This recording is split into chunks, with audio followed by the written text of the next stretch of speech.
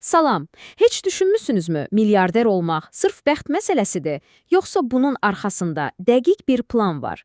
Bugün biz dünyanın ən zəngin insanlarının izlədiyi o gizli planı dişifr edəcəyik. Mənbələrimiz göstərir ki, böyük uğurun arxasında təsadüfdən daha dərin bir strategiya yatır. Gəlin, başlayaq. Çoxları elə bilir ki, milyardlarla sərvət qazanmaq sadəcə şans oyunudur. Yəni, doğru zamanda doğru yerdə olmaq. Amma bu həqiqətən belədir. Yoxsa bu, sadəcə özümüzü rahatlatmaq üçün uydurduğumuz bir mifdir. Gəlin bu sualın cavabını birlikdə axtaraq. Baxın, mənbələrimiz bu fikri necə deyərlər, darmadağın edir.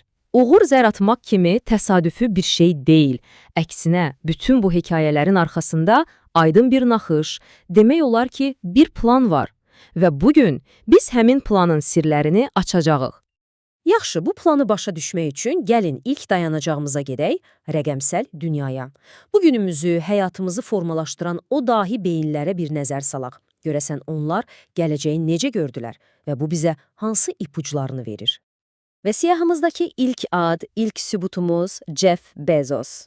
Hə, o, dünyanın ən böyük onlayn mağazasını qurmazdan əvvəl sadəcə bir ideyası var idi.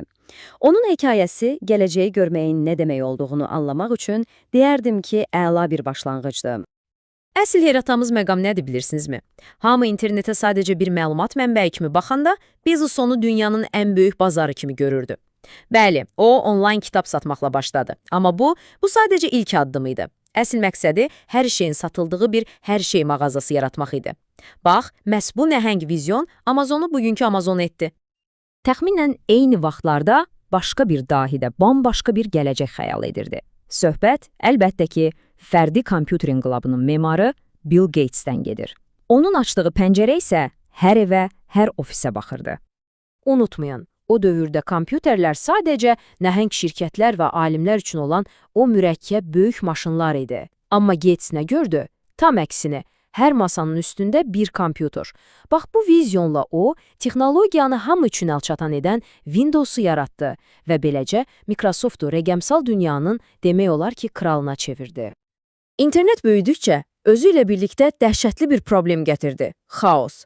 Düşünün, milyonlarla səhifə. İstəndiyini tapmaq sanki samanlıqda iynə axtarmaq kimi bir şeyə çevrilmişdi. Və məhz bu xaosun ortasından iki gənc tələbə, Google'un qurucuları bir nizam yaratmağın yolunu gördülər. Onların vizyonu əslində çox sadə idi. Hər kəs istədiyi məlumatı saniyələr içində tapmalıdır. Bu qədər bəsit. Amma bu sadə görünən, əslində isə çox dərin olan ehtiyacı anlamaqla onlar internetin giriş qapısını, Google yaratdılar. Yəni, onlar sadəcə bir axtarış sistemi yox, dünyanın bütün məlumatlarına açılan bir pəncərə təklif etdilər bizə. Yaxşı, bəs texnologiya ancaq məlumat və ticarət üçündür. Mark Zuckerberg deyərdi ki, yox, o, rəqəmsal dünyanın bəlkə də ən fundamental tərəfini gördü. İnsan əlaqələrini. Onun uğuru kod yazmaqdan çox insan psixologiyasını oxumaqla bağlı idi. Zuckerberg nəyə anladı?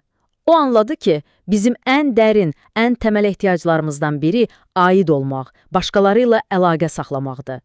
O, bu əbədi insan arzusunu götürüb internetə daşıdı. Facebook'un əsl uğuru texnologiyada deyil, məhz bu fundamental psixoloji həqiqəti kəşf etməsində gizlənir. Rəqəmsal inqilab təkcə bizim üçün, yəni fərdlər üçün deyildi.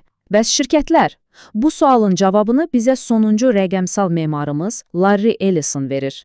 Ellison, deyərdim ki, hamıdan əvvəl anladı ki, gələcəyin yeni nefti məlumat olacaq və şirkətlərin bu yeni kapitalı idarə etmək üçün çox güclü alətlərə ehtiyacı yaranacaqdı.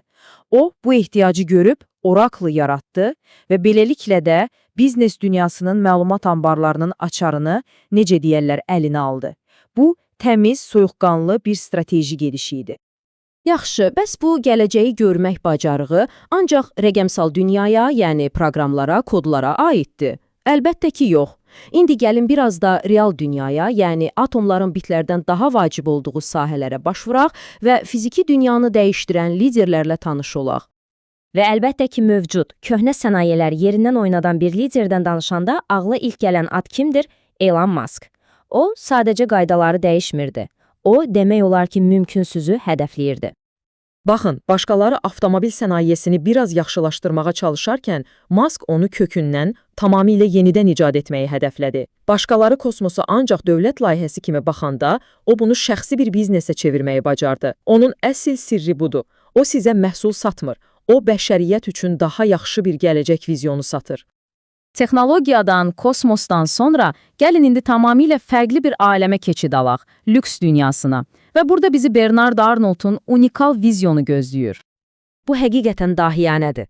Armanın vizyonu sıfırdan nəsə yaratmaq deyildi. Yox, o zamanın sınağından çıxmış, yüzillik bir mirasın, bir tarixin gücünü gördü. O anladı ki, bu brendlər sadəcə çanta və ya ətir satmır. Onlar bir hekayə, bir arzu satır. Onun bütün stratejiyası bu əvəzsiz mirası qorumaq və onu bütün dünyaya tanıtmaq oldu. Yaxşı, indiyə qədər danışdıqlarımız hamısı birbaşa nəsə yaradan insanlar haqqındaydı. Amma gəlin indi tamamilə fərqli, lakin eyni dərəcədə uzaq görən bir yanaşmaya baxaq. Söhbət Warren Buffett'in hekayəsindən gedir. Onun metodu, deyim ki, tamamilə başqadır. Baxın, hər kəsin sürətli qazanc axtardığı bir dünyada Buffett'in strategiyası demək olar ki, radikal səslənir. Səbir. O bir həftə, bir ay sonrasına baxmır. O 10 illiklər sonrasını düşünür. Onun işi nədir? Bugün bəlkə də heç kimin diqqətini çəkməyən, amma gələcəkdə öz sahəsinin nəhənginə çevriləcək şirkətləri tapmaq. Sanki bir xəzinə ovçusu kimidir.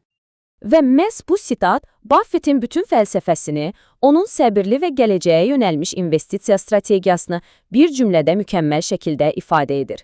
Onun üçün uzaqgörənlik sabah nə olacağını bilmək deyil. Yox, əsl uzaqgörənlik 10 il sonra hansı şirkətin ayaqda möhkəm duracağını təxmin etməkdir.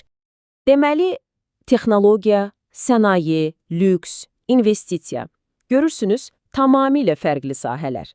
Bütün bu hekayələrə baxdıq. İndi isə gəlin əsas suala qaydaq.